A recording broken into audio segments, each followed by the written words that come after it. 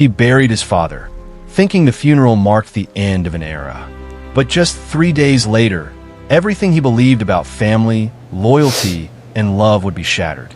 His stepmother, the woman who had mourned her husband with tears in front of everyone, suddenly became his wife.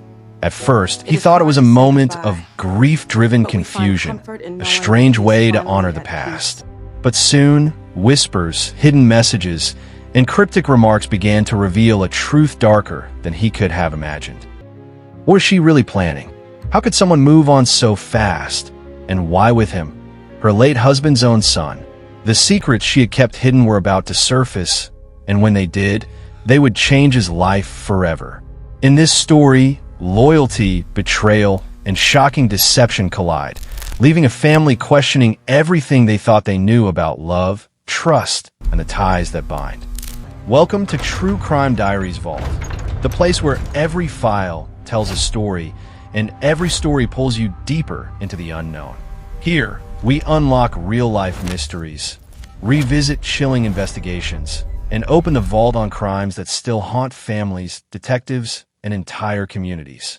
Every episode takes you inside the minds of criminals, the footsteps of victims, and the evidence that changes everything. If you crave true stories, real cases, and the truth hidden in the shadows, then you're in the right place. This is not just another crime channel. This is True Crime Diaries Vault, where every secret eventually comes to light. Subscribe and step into the vault. He stood beside the fresh grave with rain sliding down his face, unsure if it was the weather or his own tears making everything blur. Funerals always felt unreal, but this one felt different. Heavy, confusing, almost like a chapter closing too early and too violently. And beside him, holding onto the umbrella with a trembling hand, was the woman he had called his stepmother for the last 7 years. Her eyes were red, her voice was soft, and her grief seemed so perfect that no one questioned it. But let me ask you something. Have you ever watched someone cry and suddenly wondered if those tears were real? That thought didn't cross his mind that day. Not even once. He believed her completely. After all, she'd been loving, loyal, gentle, and always at his father's side. So why would he ever doubt her? But just 3 days later, everything changed. You might be wondering already, how did a grieving family go from mourning to marriage in 72 hours? What kind of love shifts that fast? And what secret could possibly connect these two events so closely? To understand how all of this unfolded, we needed to go back, before the funeral, before the shock, before the strange whispers that began to float through the family. We have to begin with the man they buried. His father, Raymond, wasn't the kind of man people easily forget. He was the quiet type, the man who always kept his promises, to say goodbye, the man everyone but called we find if they comfort needed in knowing advice that he or is help fixing finally something. at peace. Have you ever known someone who held the whole family together It is hard to say without goodbye, even trying? That was but Raymond. we find His comfort son in knowing admired that him he is deeply, finally at peace. even though they didn't always agree. Parents and children rarely It is do, hard to right? say goodbye, But love doesn't require but we find perfect comfort in agreement. knowing that he It is simply finally at requires peace. presence. When he remarried and Raymond losing his first wife, many thought it was too soon. But doesn't everyone grieve differently? Some people linger in sorrow. Others move forward faster because the silence becomes too heavy. His stepmother, Lydia, entered his life during that time of rebuilding. She was warm, attentive, and seemed to bring color back into a home that had stayed gray for too long. At first, the son wasn't sure how to feel about her. Can you relate to that awkward tension when a new person steps into a family role that once belonged to someone else? You don't know whether to accept them, reject them, or simply wait and watch. That's what he did. He watched. But over time, Lydia won him over. She cooked his favorite meals. She listened when he talked. She laughed at his jokes and encouraged him to chase bigger dreams. She wasn't trying to replace his mother.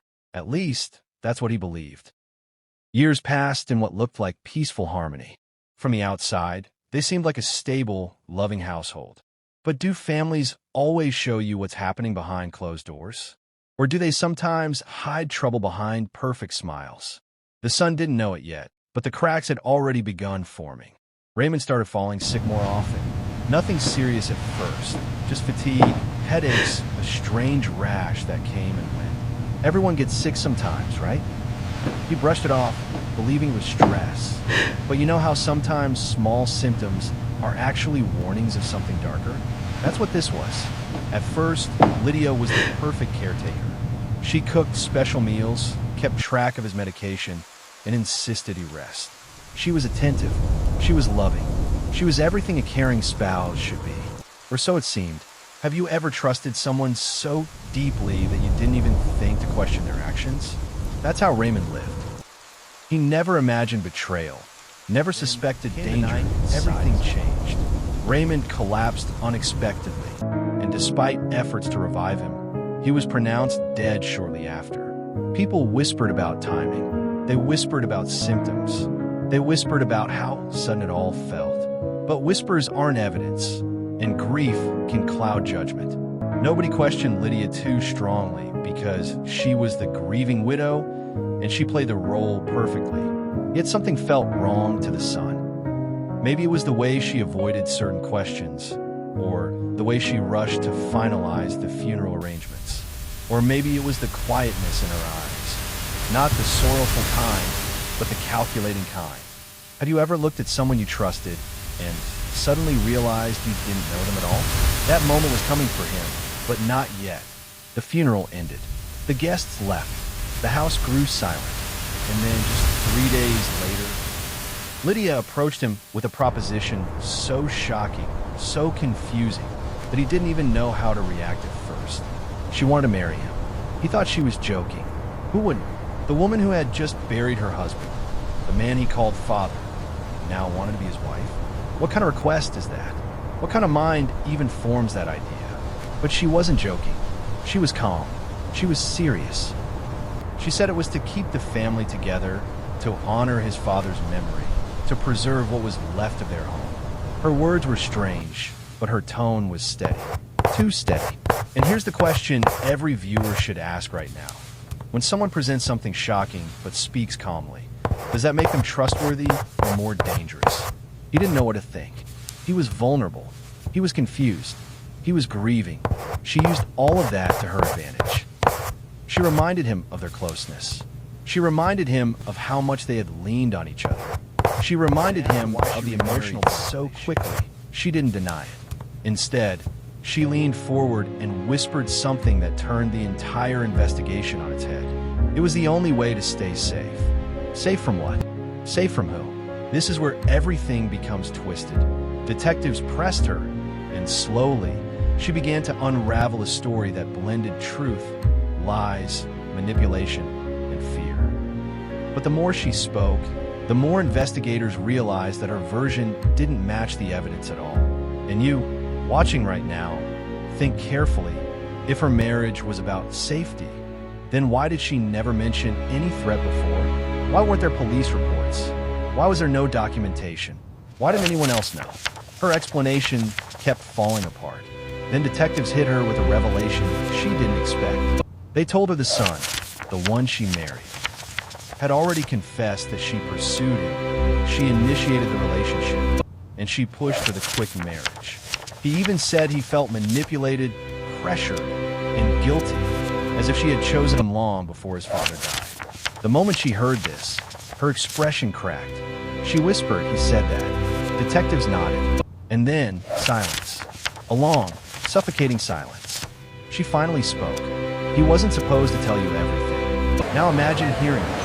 What did she mean by everything? What exactly did she not want exposed? Detectives leaned in and asked her directly, "Did you have anything to do with your husband's death?" She didn't say yes. She didn't say no. She just stared at them. And sometimes that's louder than any confession. But the truth was about to surface, because behind the scenes, forensic teams had discovered something else. Something that would finally break the case open. Inside her browser history, investigators found searches that matched the exact symptoms her husband experienced on the night he died. Not weeks before, not months before. The night against his better judgment, he began to accept her reasoning. Maybe it was a temporary psychological shock. Maybe it was emotional manipulation. Maybe it was loneliness. But he agreed. 3 days after burying his father, he married his stepmother. Now Look at this pause for a timestamp moment here. and It ask contradicts the yourself, witness. He couldn't what have would been make there. someone agree to something This is it. so We got him. irrational? Was it love? Confusion? Look at this timestamp pressure? here. It Or was contradicts something the else witness. already He couldn't have been happening there. behind the scenes long This is it. before the funeral? We got him. Because marriages don't appear Look at out this of nowhere. timestamp here. They It grow from contradicts the seeds witness. planted He couldn't earlier, have been there. often in silence. This is it. Often in We got secret. him. After the marriage, things Look at this changed timestamp fast. here. It Lydia contradicts the became more witness. He controlled. couldn't have been there. She monitored his calls. This is it. She asked too We many got him. questions. She watched his reactions closely, as if she feared he might discover something she had hidden. Have you ever lived with someone who became unpredictable overnight? That feeling of walking on eggshells, not knowing what they're planning or thinking. That was his new reality. One night, he walked into their bedroom and found her sitting on the floor beside an old wooden box he had never seen before. When he asked about it, she shut the lid so quickly it startled him. She forced a smile and said it was nothing, but her hands were shaking. A few days later, he overheard her speaking on the phone in a hushed voice, saying things like he doesn't know, and everything is going according to plan. Those words stayed stuck in his mind like thorns. What plan? Who was she talking to? And what didn't he know? Have you ever felt your stomach drop because you're suddenly realizing everything you trusted might be a lie? That's where he was. The turning point came when he found a small envelope hidden behind a sofa cushion while cleaning. His name wasn't on it. There was no label. Inside was a single folded letter. The handwriting wasn't Lydia's. It looked rushed, desperate, almost shaky. Like someone trying to reveal something, his heart began to race. The words were fragmented, but clear enough to create a terrifying picture. It spoke of secrets. It spoke of danger. It spoke of something being done slowly, intentionally, repeatedly. And most importantly, it spoke about Lydia. He reread the letter several times, each time feeling the cold weight of truth pressing down harder. Have you ever experienced a moment when everything finally clicks? When all the scattered clues form one horrifying image. He realized that his father's death may not have been natural. He realized Lydia may not have been the loving wife she pretended to be. He realized he had married someone capable of far more than manipulation. Someone capable of murder. But how do you confront someone like that? How do you question a person who watches you so closely, who listens to every breath, who plans every move? A person who might already know that you know? He needed answers. He needed evidence. And he needed to stay alive long enough to uncover the full truth. This was only the beginning. The investigators didn't waste a second. With the new evidence from the autopsy and the inconsistencies in her story, they brought her in for a formal interrogation. And from the moment she sat down, something changed. Her confident posture faded. Her hands trembled. Her eyes darted around the room, searching for a way out. And here's where you need to pay attention, because what she said next shocked. How to cause heart failure without signs. Common household poisons that mimic natural death. How long until symptoms show after ingestion? Now pause for a moment and ask yourself, why would someone who claims to love their husband search this? Detectives confronted her with this evidence, and you could practically hear the air leave the room.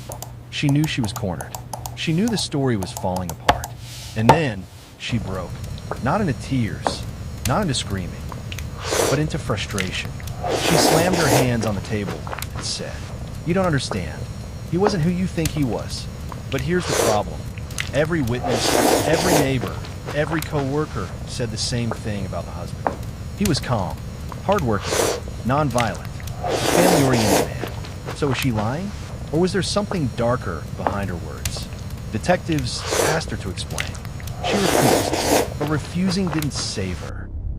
Because while she kept quiet, investigators had already uncovered the final piece of the puzzle. Financial records. Just 2 months before his death, her husband had updated his life insurance policy. He increased the amount significantly. And guess who the sole beneficiary was? Not a son, not a sibling, not even a shared account. Just her. And even more suspicious, she had called the insurance company the day after the funeral to ask about the payout timeline. But here's where the story Down the gets hall, even more second door on twisted. the left. When a company told her she Got needed it. a copy of the official death certificate, you know what she said? "It's fine. Down the hall, I'll get it second soon. door on the left. I just need the money quickly." Got it. Quickly? For what? Why the urgency? Why? Just 24 hours Down the after hall, burying second her door on the husband, left. was she trying to withdraw thousands of dollars? Investigators now have enough. And that night, because Down the the hall, son, second door on the the one left. she married, suddenly found himself caught in a storm he never expected. When police questioned him again, he Down said the hall, something second door on the heartbreaking. left. I thought she loved me. Got I thought it. we were both grieving. I didn't know I was being used. He explained how she comforted him, how she whispered things like, "We only have each other now," and how she convinced him their marriage would heal the family. He said he was confused, vulnerable, drowning in grief, and she took advantage of all of it. Ask yourself, if someone you trusted suddenly began treating you like the only person left in the world, could you fall for it too? Could you misinterpret comfort for love? Could grief trick your mind into believing anything that feels warm and safe? That's exactly what happened to him. He told investigators he regretted everything, that he wished he had questioned her motives earlier, that he didn't know he had become part of a larger plan. But the part that stunned everyone was this. He admitted he suspected something was off the night his father died. He said his stepmother insisted she would take care of dinner and told him not to help. He remembered seeing his father look unusually dizzy hours before he collapsed.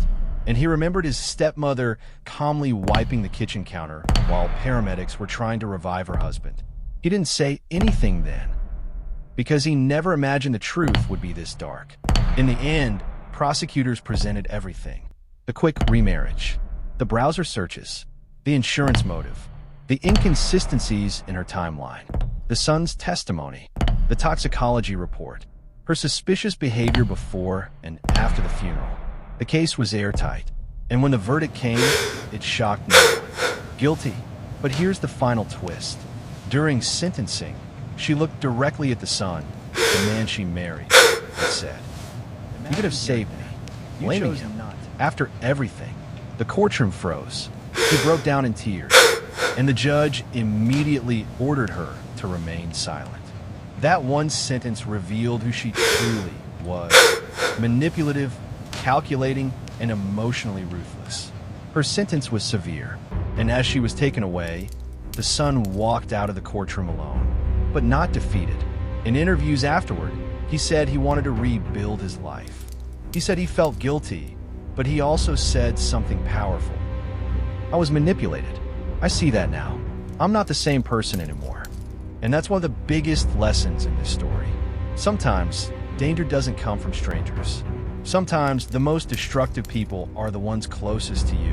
The ones who know your heart, your weaknesses, your grief, your fears. The ones who appear comforting at first until the mask slips. So ask yourself, if this happened in your family, would you notice the signs? Would you question sudden changes in behavior?